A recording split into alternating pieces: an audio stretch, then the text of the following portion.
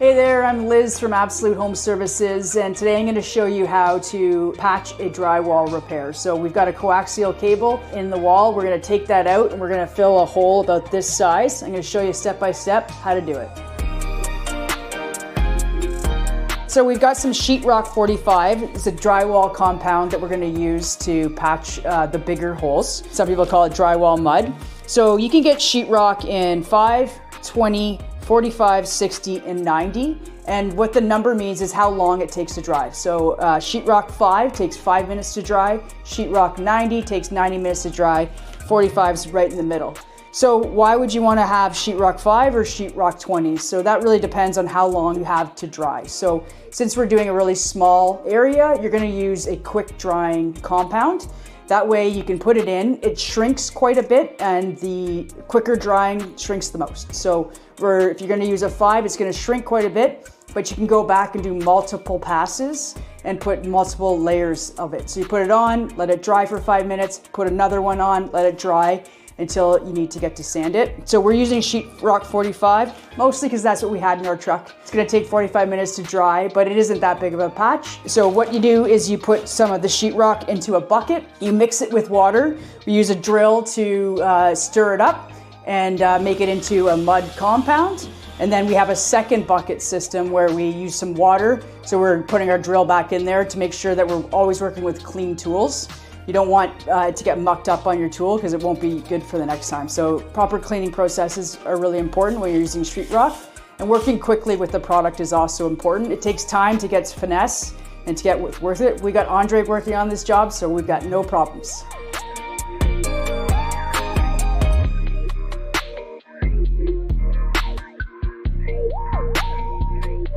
So we've got a coaxial cable that was here, which nobody uses cable anymore. So the customer asked us to take it out and fill it with drywall. So what we did was it was about a square area. We put a piece of drywall in there to add a backing to it. We used a drywall patching kit, this mesh kit. We put some mud on it. Then we put the patch on it, and then we're gonna start skimming over it until it's nice and smooth. So you could use drywall tape, or you could use this mesh patch kit. Both work great for this situation.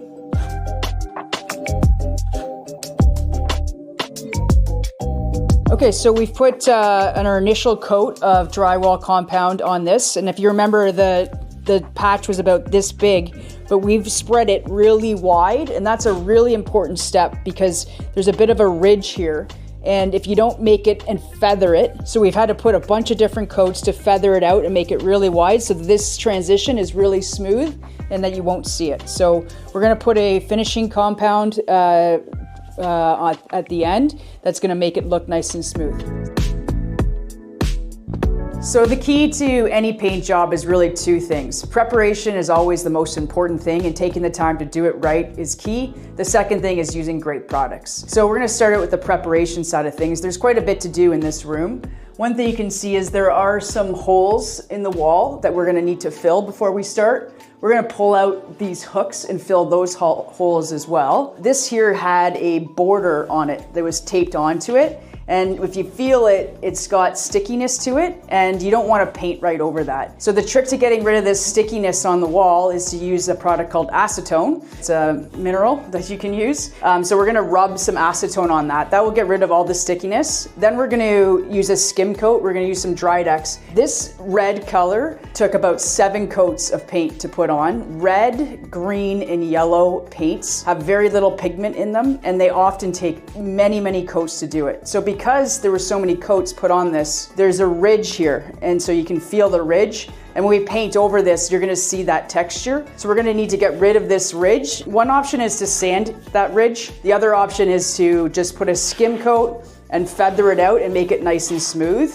So we're gonna choose the skim coat side because in some areas that ridge is pretty thick. And then we're gonna sand all the walls. It's important to sand the walls before you start to scuff them up a bit so that paint adheres really nicely to the walls. So when I'm speaking about skim coating is using a Drydex filler where you put a coat of the Drydex filler across the area and skim it out to make it nice and smooth. Drydex is an option for small areas, and drywall mud is also an option. So if you're doing a big patch, you'd get together some mud and skim it on the walls and then feather it out to make it nice and smooth. For smaller areas, you can use a Dried-X that's a pre-mixed mud. The problem with Dried-X, it's great, it's pre-mixed, it works really well. It takes a long time to dry. So it's always a decision, do you want to mix up a huge batch of mud, or you just want to grab some spackle and stick it into there. So we're going to pick Dried-X for this option. So what we've got here is an electric drywall sander. This is one of the tools that we like to use. It's a great way to sand the walls using a little bit more power than just using your hands with sandpaper. It's also attached to a shop vac. So as you're sanding, it's sucking the dust into it. So it's a less messy way to do it. It's much more efficient. This is the one we're using here today. This is one of the cheaper options. We also have a Festool that we like to use when we're doing bigger projects. But for just these small areas, we like to use this one, and we're sanding all the walls and the patches. The other thing to consider is which grit of sandpaper you want to use. So this wall, you can see, is a little bit orange peely, meaning that it's had some thick paint on it, leaving an orange peely texture. So we want to sand all these walls to make them nice and smooth so that when we put the finish coat on it, it looks really nice and we get rid of that orange peel effect. So we used 180 grit sandpaper for that, which is a bit of a fine touch to it. You can go down to using 100, 120 on a wall, but generally you want to go up to around 180 to make it nice and smooth.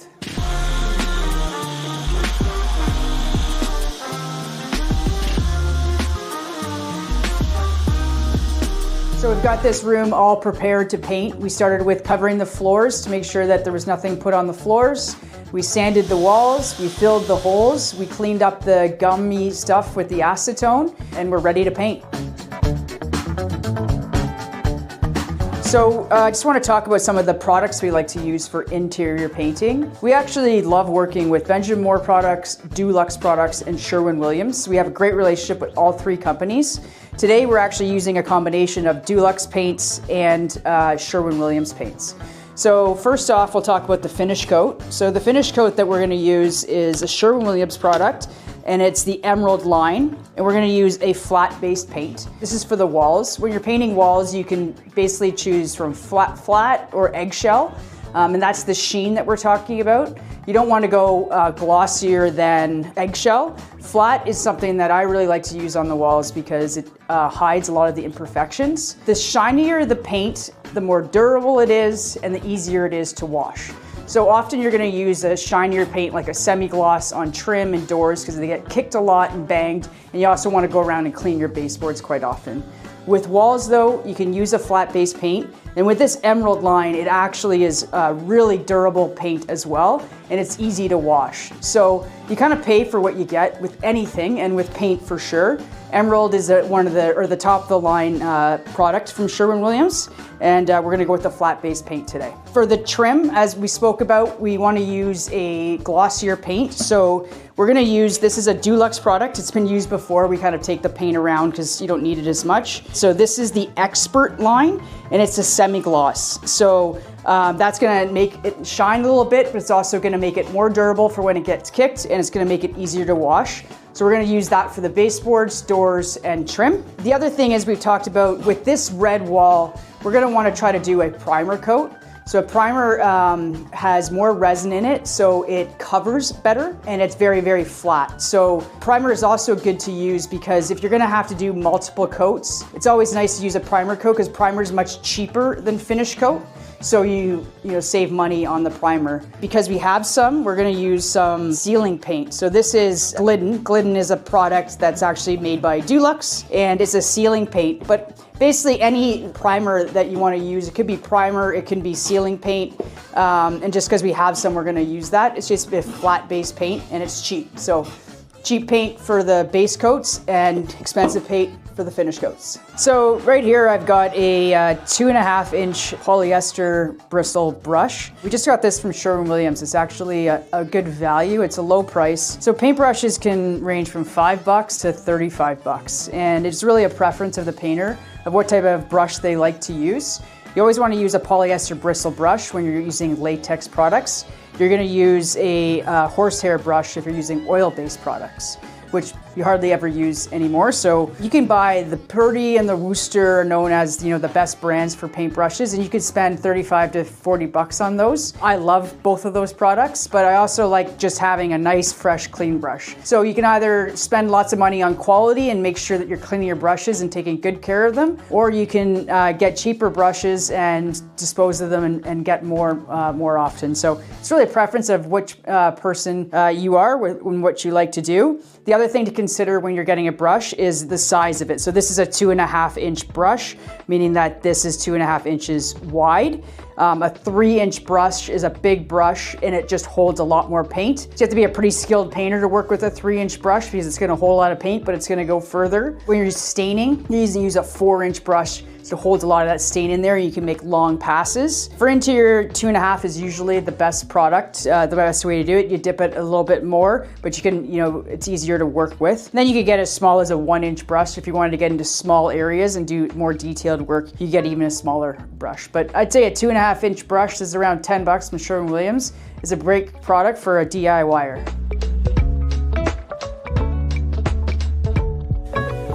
Okay, so we're starting to roll the walls. Before we rolled the walls, we cut in all of the ceilings, baseboards, and corners. Then we started to roll. So the key when you're rolling is, it's pretty simple, but a couple things would be to have a really good pull. The pull gives you lots of leverage so that you can do long strokes and you're not going up and down. So it provides a better finish, but it's also a lot more efficient. You can stand away from the wall. The other thing that's really important is that you have everything covered. Roller has something called roller spray. As safe as you are with the roller, you're gonna get spray. You wanna go slow. The faster you go, the more it will spray back. And you don't want to have too much paint on your roller. So to get good at rolling, it's really a matter of making sure you have the right amount of paint on your roller and you're dipping it at the right amount of times. Make sure you have a pole. The poles, you can use, some of them, they have these Wooster poles that you can snap in, or you have ones that screw in. The snap-on ones are really great because they stay stuck together, where the screw ones, if you're really pushing, it starts to unscrew a bit. That's a matter of preference, whether you like the screw ones, they're more versatile, but the Wooster snap ones work really well too.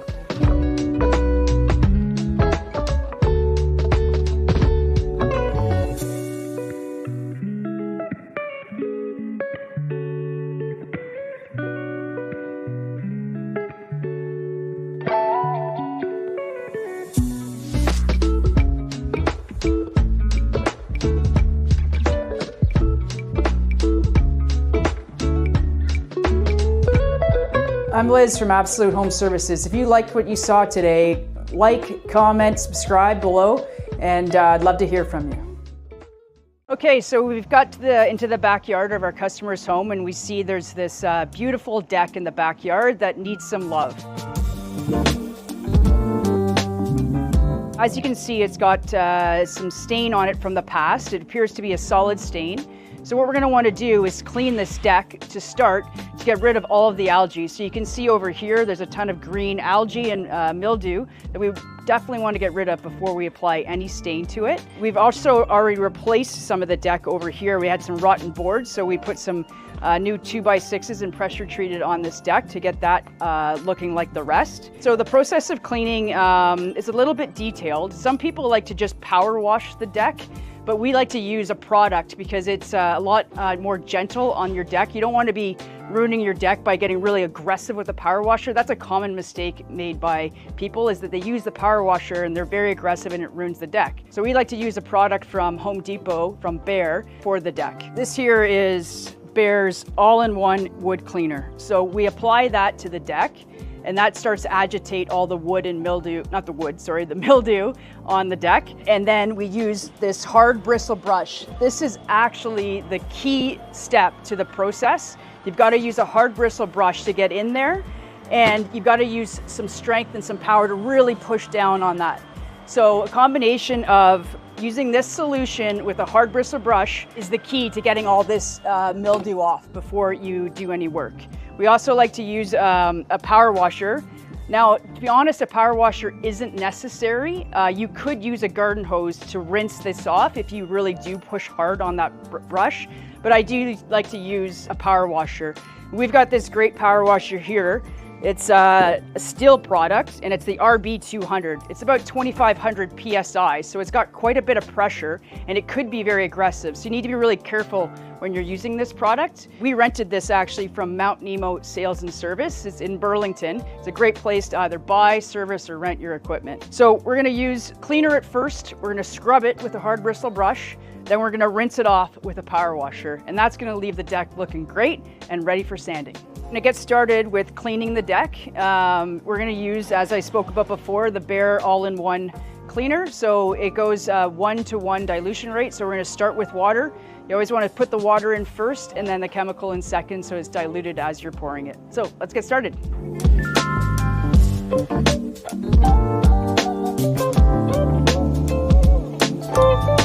So before you start putting on the solution, you want to make sure the deck has a nice little wetness on it. So unfortunately it rained last night, so we don't have to wet it because it's already wet for us to get started. So as you can see, I'm starting kind of in the corners, and I like to do a border first and then work my way through the deck to make sure I don't paint myself into a corner.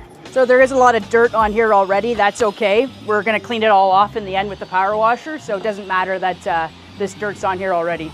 We also want to let it soak for about 10 to 15 minutes before we clean it off. So I'm going to just get one section done, and then you do not want to let it dry before you start scrubbing. So you want to make sure that you're doing a section, putting it on, doing a hard scrub, and then rinsing it off. So the key is to make sure that it doesn't dry out before you start scrubbing. So I'll probably just do this section, get this off with my boot, and then I'll start scrubbing.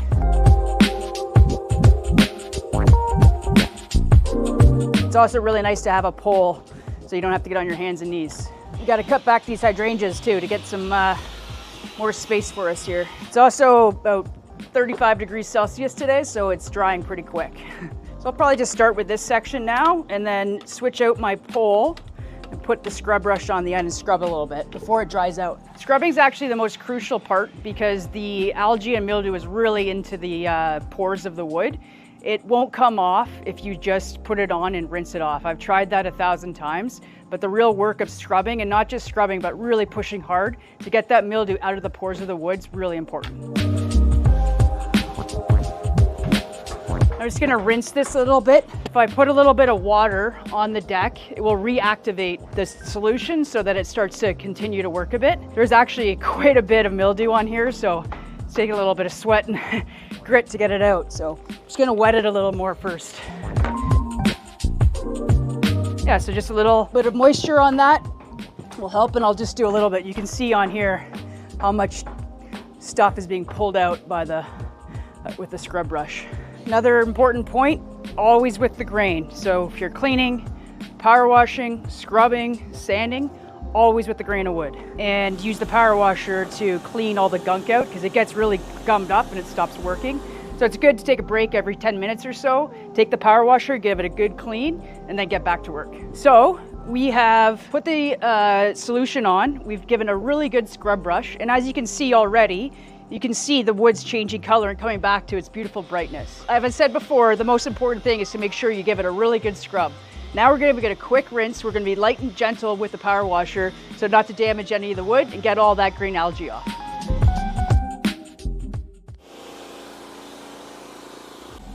We're using the steel RB200, about 2,500 PSI. Great product. Our crew loves it. I love it.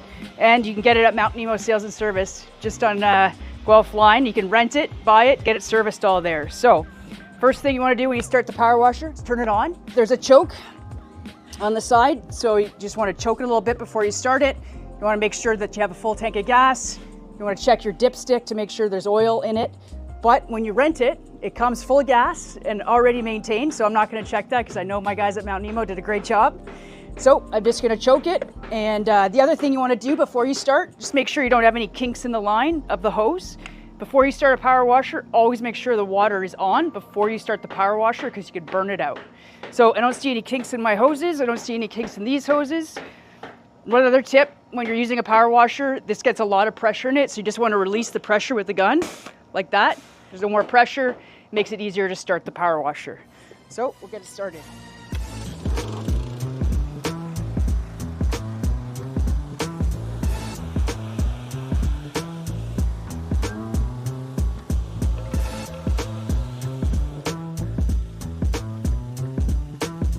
Okay, so we finished just this section for the cleaning process, and as you can see already, this part of the deck looks much better than the rest. So we've talked about this being a 3-step process. The first part is getting it nice and clean.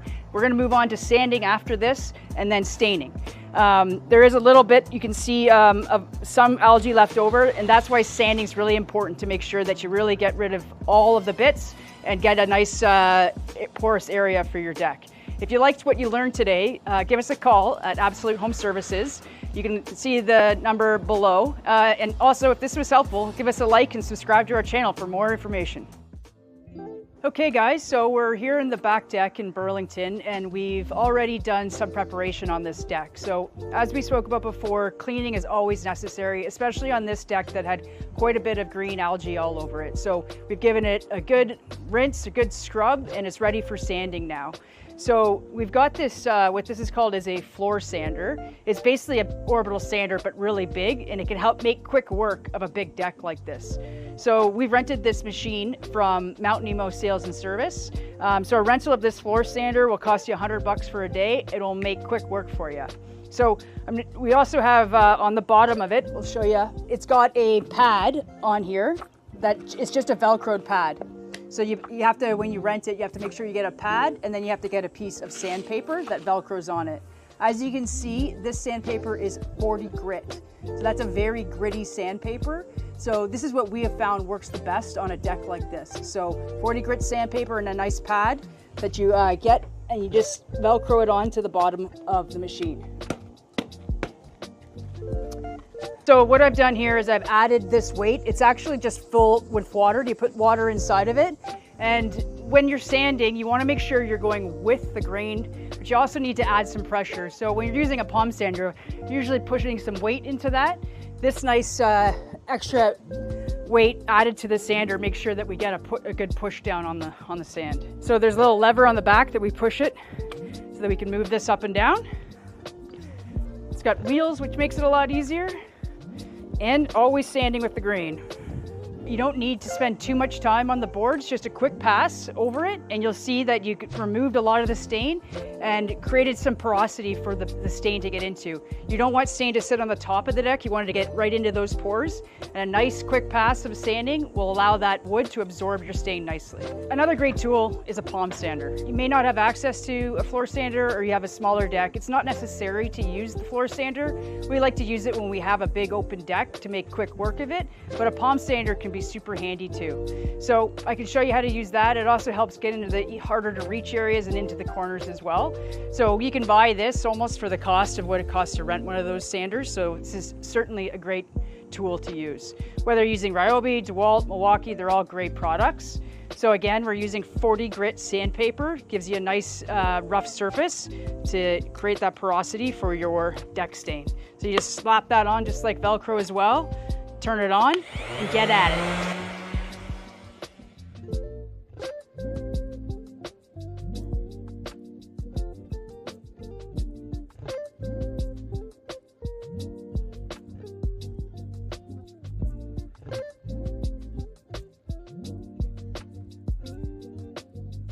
Okay, so we've gone over the important parts of the deck, right? So we cleaned it, and then we just spent some time sanding it. And I showed you 2 ways to do it. You could either rent a floor sander, or you could just use a palm sander, just depending on the size of your deck and your budget.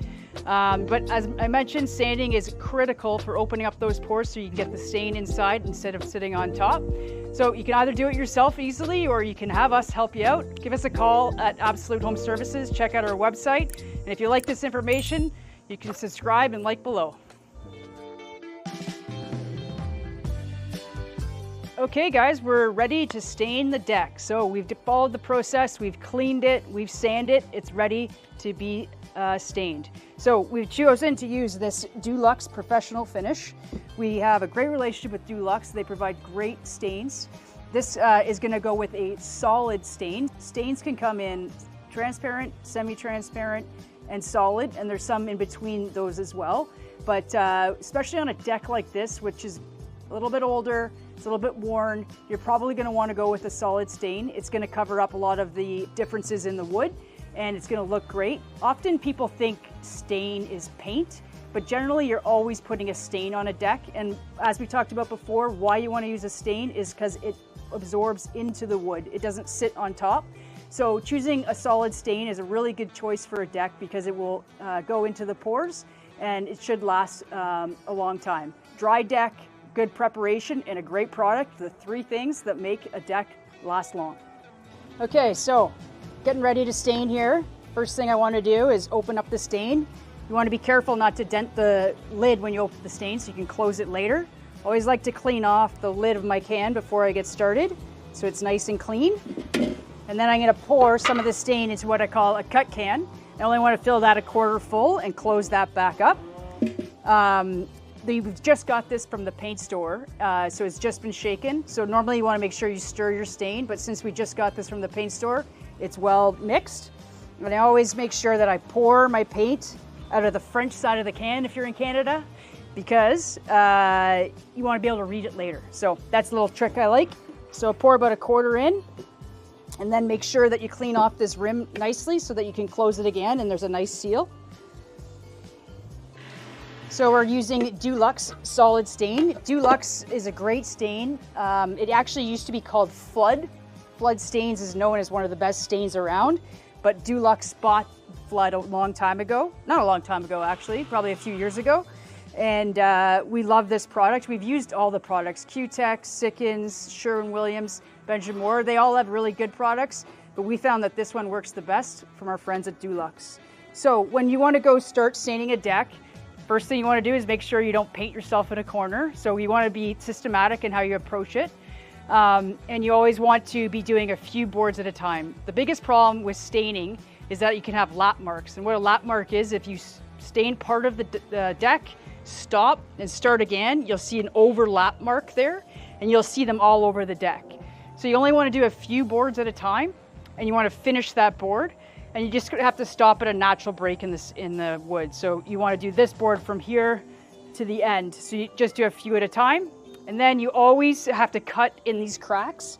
So people have a tendency just to paint the top of the deck, which is fine, because when you're standing straight down, you can see the top. But when you're walking along the deck, you can see all of the cracks.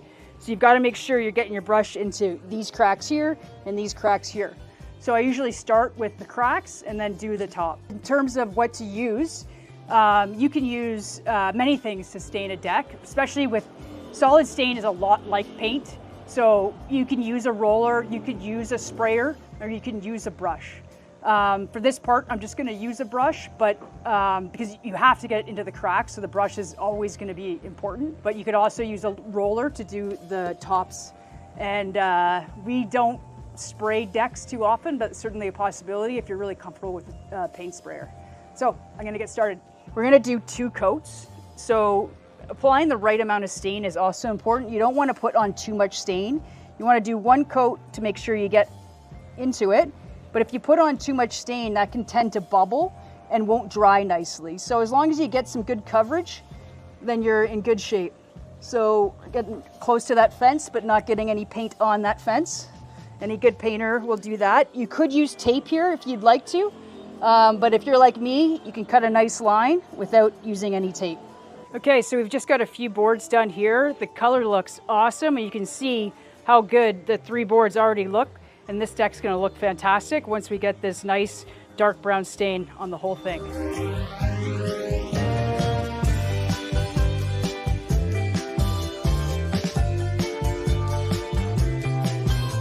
Okay, so that's the step-by-step process on how to stain your deck. You can either do it yourself or you can give us a call for a free quote. The number's below. If you want more information on how to do this, you can like and subscribe below for more videos on how to do things. So if you really want to maintain a healthy lawn, it takes consistent work every single month and every single year. As soon as you stop maintaining your lawn, you're going to run into problems. So a fertilizer and weed control program is probably the first thing. So as soon as the snow melts and the spring comes, you want to put down your first fertilizer with a quick release fertilizer. And then every 6 weeks throughout the entire season, you want to make sure you're putting down fertilizer and at least 3 rounds of weed control. We use an organic herbicide called Fiesta 3 times a season on our company's properties to make sure that the lawns look great. Each year you want to aerate your lawn to reduce compaction, add some seed and some soil, and you're going to have a beautiful looking lawn all the time. Here are 3 tips to have a beautiful, lush looking lawn. First of all, have fertilizer and weed control done every 5 to 6 weeks, starting at the beginning of the spring all the way till the end of fall. Once you've done that, you want to do aeration to reduce compaction. And thirdly, you want to make sure you overseed and top dress your lawn once or twice every other year to make sure it looks great. If your lawn needs some attention and you're not sure what to do, you've got a couple great options. One option is to completely get rid of the sod and put some new sod in, and that gives you a quick, beautiful result, but it costs a bit more money. Okay, so we're in the backyard and we're going to start getting ready for the sod. So the first step for the sod is to use a sod cutter to remove the sod. So we're going to try to get about 1.5 inches deep of a layer of sod off. You can do that manually, but that is very hard work. So what we're going to use is a sod cutter. We rented this sod cutter from Mount Nemo Sales and Service. It's a Bluebird, which is a great brand, and it's been really great for us. So the sod cutter, it's a pretty heavy machine and it's difficult to use, but you've got this lever here where you can adjust the height so you can go to 1.5 inches. Another thing before you start sod cutting, you want to make sure there's nothing under the sod that could become a problem. So first thing you want to check out is irrigation. So a lot of people have irrigation lines, so they have heads and lines. So you want to go around and make sure that you've checked all the lines and heads. We usually flag them. In this case, there aren't any irrigation heads. And the other thing is you want to make sure there's no bell lines, Coachco lines, any phone lines or anything like that. And you've also got a generator back here that's got some power lines, which are well below 6 inches, so we don't need to worry about those. But certainly something you want to investigate before you do any sod cutting. Okay, I'm here with Mohammed, who's one of our crew leaders in our landscape division. He's going to be doing the work doing the sod cutting. So thanks, Mohammed, for taking this over.